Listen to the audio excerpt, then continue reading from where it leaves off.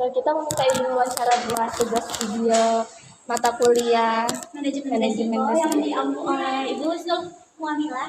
Iya. Ya boleh. Sebelumnya boleh nggak perkenalan diri dulu, namanya siapa? Ya perkenalkan, nama saya Muhammad Alif Gatan dari jurusan Teknik Mesin Prodi D3 Tata. Perkenalkan, nama saya Nur Mutiara Aulia dari jurusan Pariwisata Prodi D3 Tata Boga. Kalau boleh tahu umurnya berapa? Ya umur saya 19 tahun. Saya 18 tahun. Oke, baik. Kita langsung ke pertanyaan pertama ya.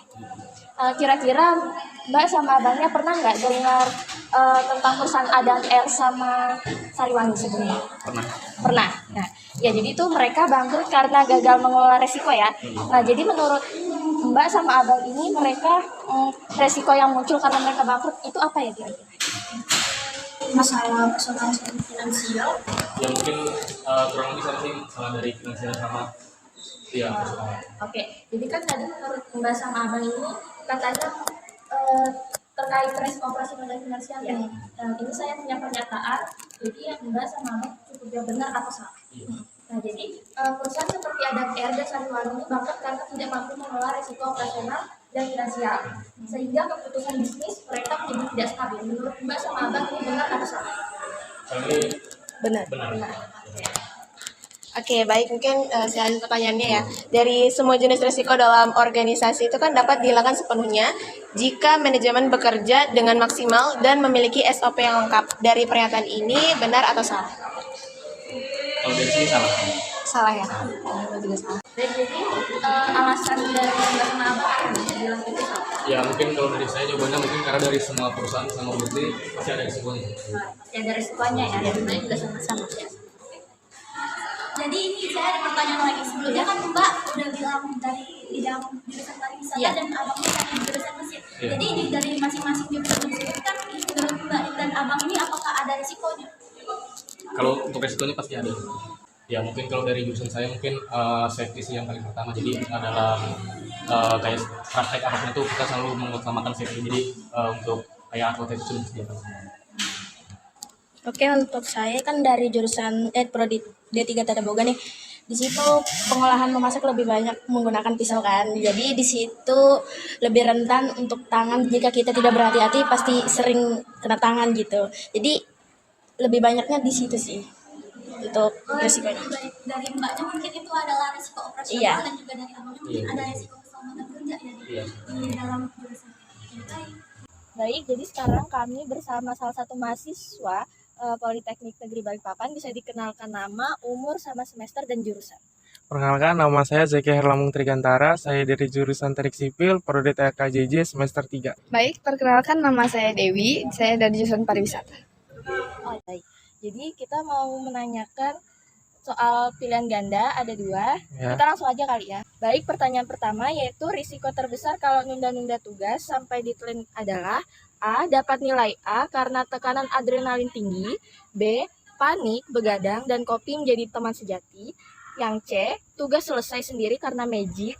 D. Bisa mabar atau main bareng di game tanpa rasa bersalah. B.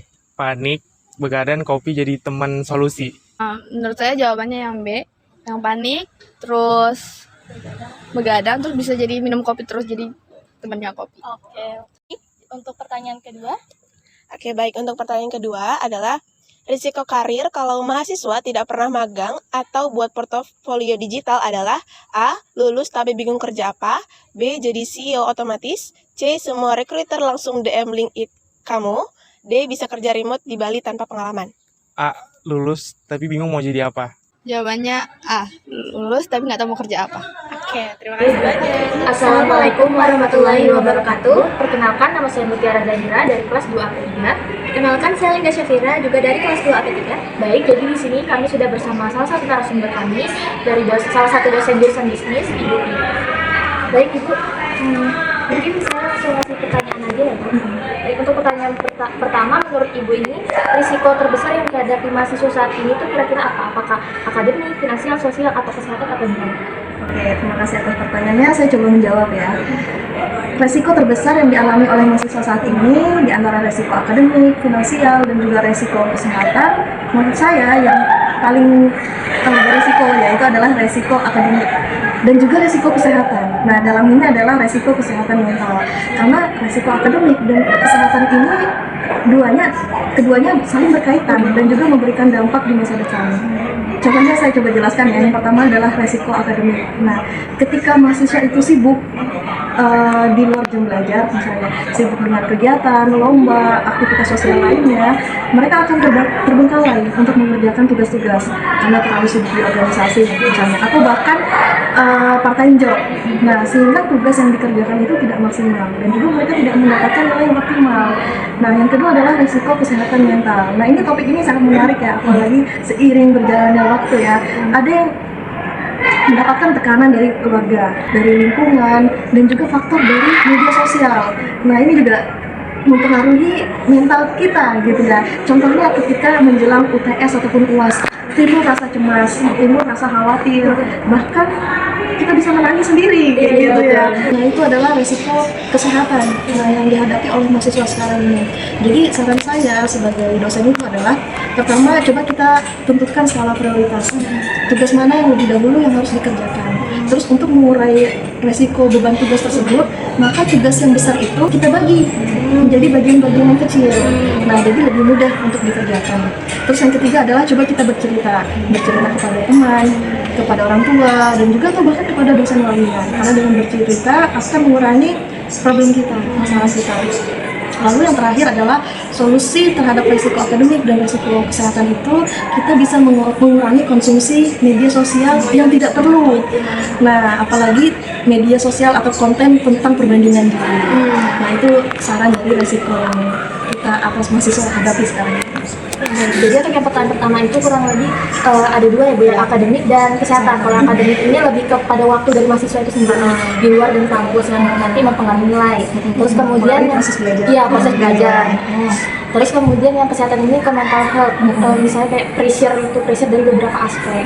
Dan salah satu solusi yang pertama itu skala prioritas untuk mengenai waktu mahasiswa itu sendiri. Terus kemudian yang kedua tadi tentang mental health, lebih terbuka dengan orang-orang terdekat, cerita. Terus kalau misalnya ada beban terhadap tugas, nah itu kita bagi tugas yang besar itu menjadi bagian-bagian kecil yang kita kerjakan perlahan. Karena kalau menumpuk, otomatis tugas yang kita kerjakan itu tidak maksimal.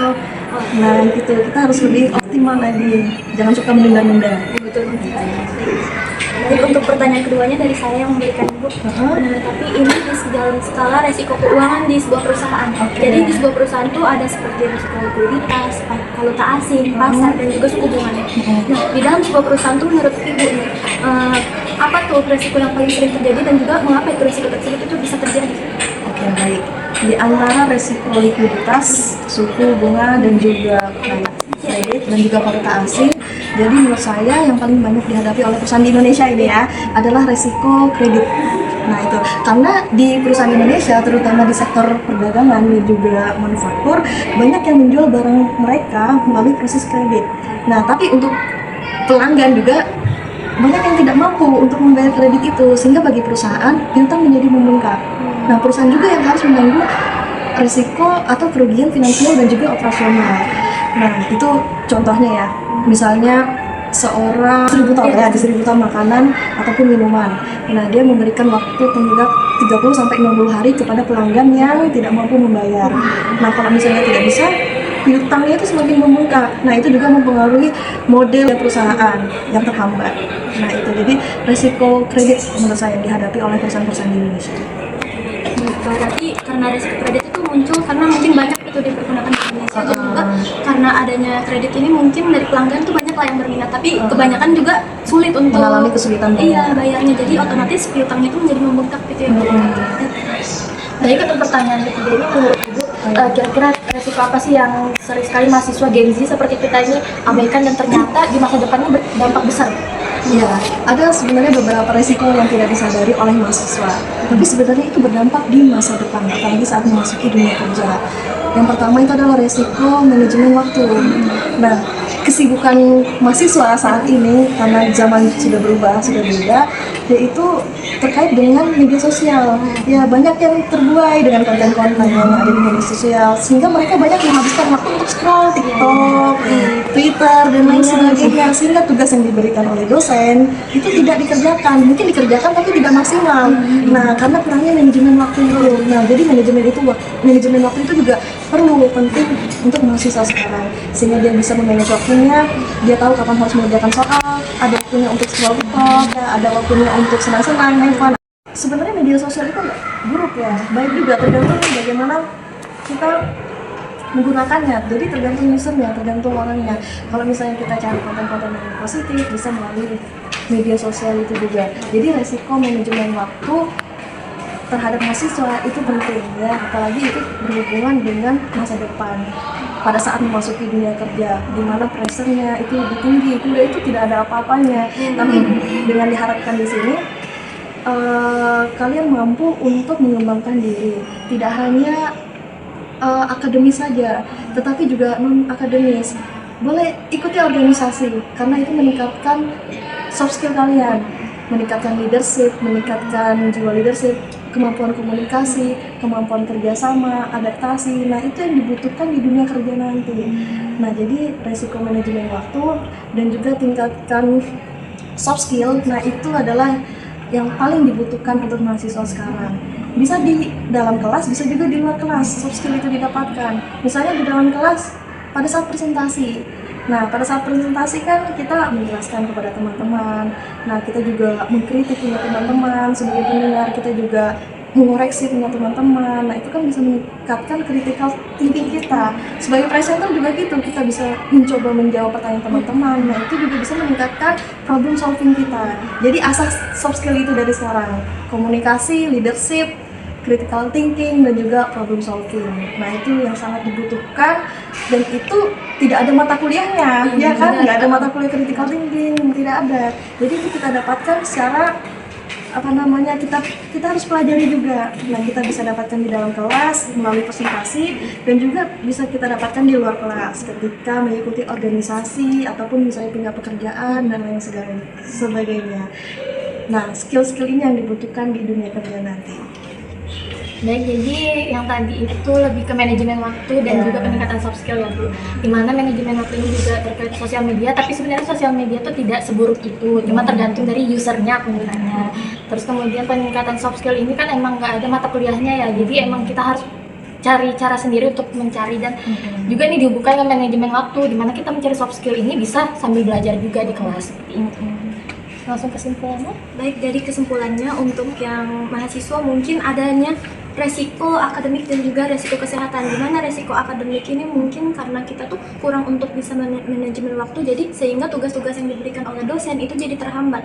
Dan juga ini tuh berkesinambungan dengan resiko kesehatan, dimana di saat kita akan muncul UAS gitu, kita langsung terpressure untuk gitu kan. Jadi dan akademik dan kesehatan ini berkesinambungan. Lalu yang kedua itu di sebuah perusahaan tuh menurut Butia ini resiko kredit ini sangat sering muncul di sebuah perusahaan di Indonesia, karena kemungkinan dari pelanggan tuh susah bayar sehingga piutang usaha itu menjadi membengkak. Lalu yang ketiga, di kendala di Gen Z ini mungkin karena sering mengonsumsi media sosial ya, dimana mungkin media sosial ini baik, tapi kalau terlalu sering kita jadi kurang untuk memanage waktu, sehingga seperti yang sebelumnya dikatakan, tugas-tugas juga menjadi sulit untuk dikerjakan, menjadi tertunda ataupun tidak optimal.